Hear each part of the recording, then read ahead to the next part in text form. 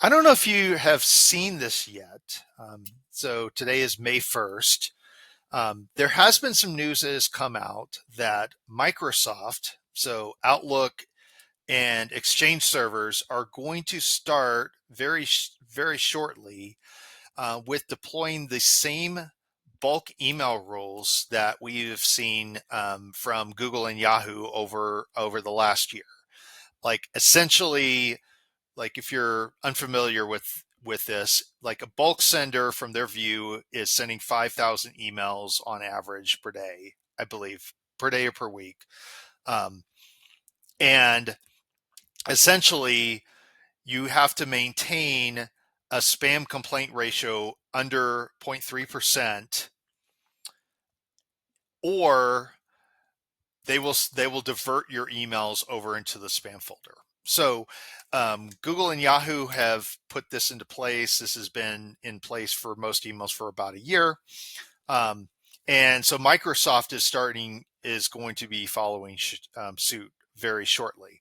Um, so one interesting piece of news, though, is that they are also going to be rejecting emails that have either a send to or a reply to email address that's undeliverable. So what this means is that there's an additional layer of like compliance that you're going to need to follow as an email marketer to make sure that not only your emails hitting the inbox, but they're also getting delivered at all. So in light of that, I'd like to share like 5 best practices around making sure that your emails are both deliverable, but also you're engaging your audience. Because ultimately, at the end of the day, like all of the technical tips in the world, and so I can include like make sure that you are enveloping your emails, SPF, DKIM, DMARC. This is essentially table stakes for making sure that your emails are deliverable. They're seen as reputable by the ISPs. But I want to include like these 5 tips to make sure that you know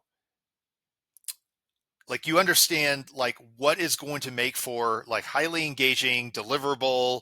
um, you're going to get an ROI from your email marketing efforts. So to start, one, use a subdomain.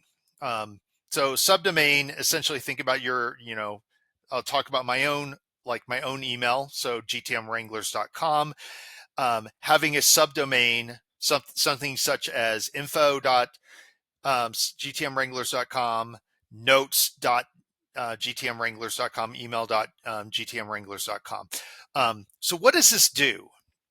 So number one, it essentially quarantines your marketing emails from your regular transactional emails. So if there's ever an issue, either with your regular transactional emails or your marketing emails, essentially one group of emails isn't impacting the deliverability of another.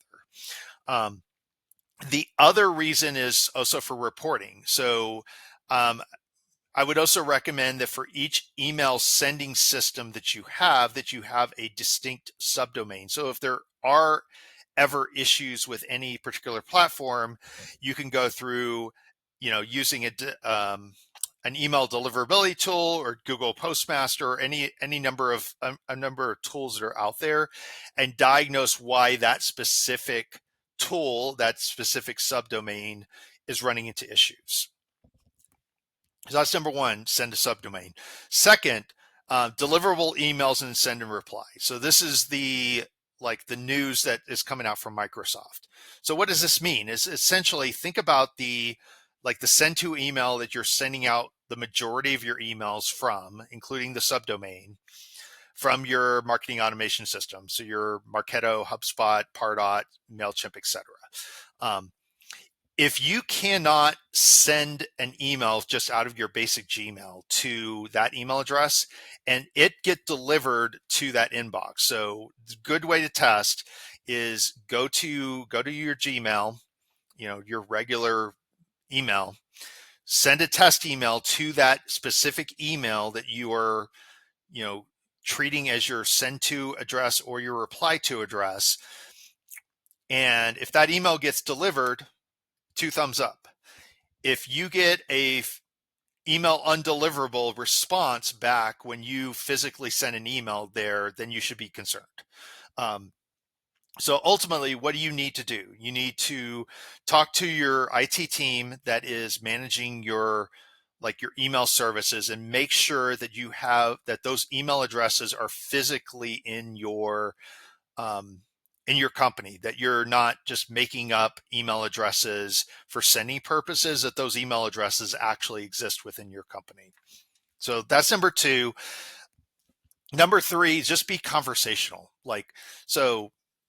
Ultimately, email marketing is valuable in as much as it engages your audience. So make sure you're sending to the right people at the right time with the right message. Use good segmentation.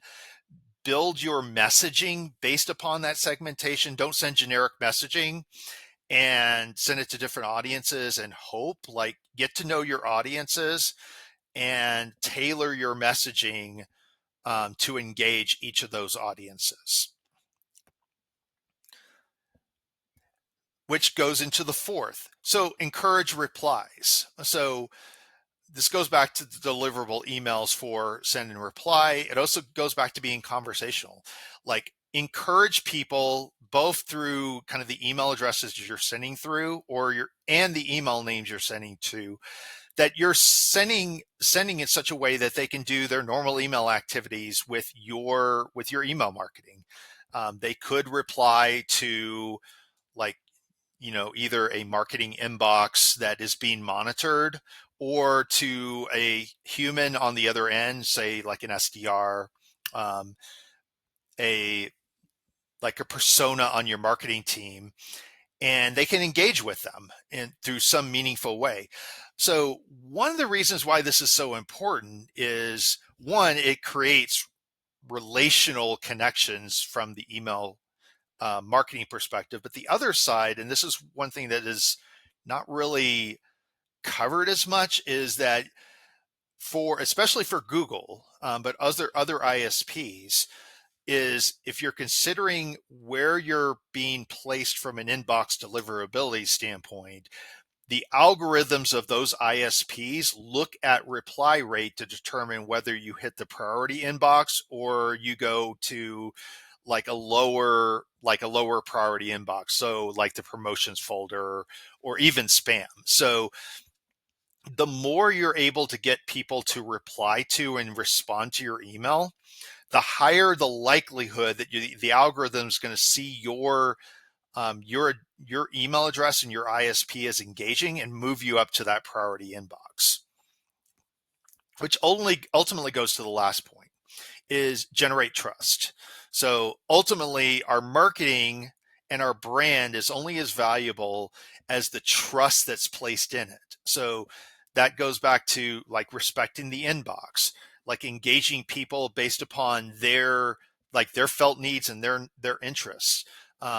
If somebody replies to an email address, that there is somebody on the other end that is looking at those emails and able to respond back to them. That your prospects feel, because they're getting an experience from you, that you know them, that you're responding to them, and you're responding to them as they are, not just as somebody that's going to buy stuff from them. So all in all, following these best practices, as well as all the technical items that need to be followed to do good email practice, is really critical in this new world, and making sure that your emails are not only getting an ROI, but the efforts you're engaging in are getting them to the right person, the right place at that viable time, so that you can get an ROI out of your email marketing. Thank you very much. This is Chris from GTM Wranglers signing off.